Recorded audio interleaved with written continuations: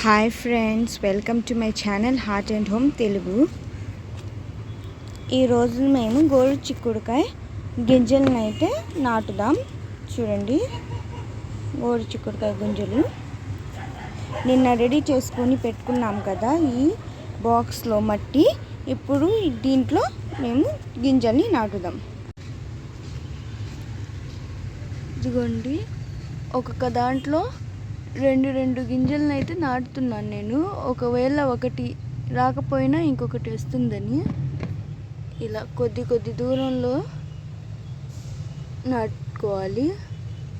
మళ్ళీ దగ్గర కూడా నాటుకోకూడదు.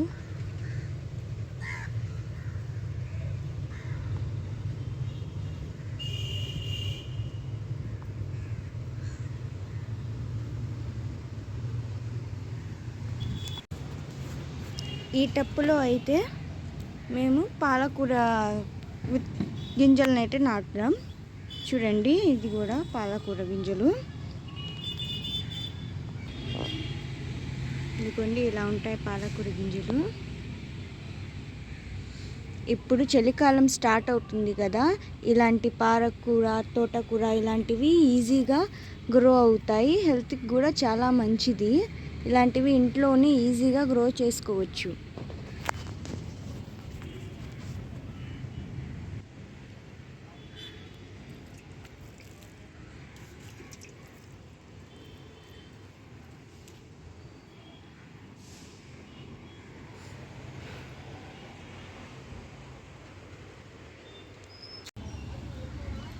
ఇది మొన్న ప్రిపేర్ చేసి పెట్టుకున్న liquid fertiliser.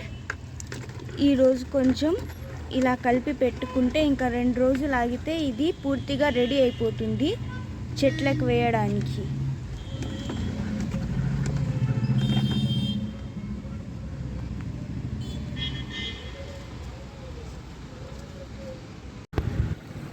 Thanks for watching. Please subscribe to our channel.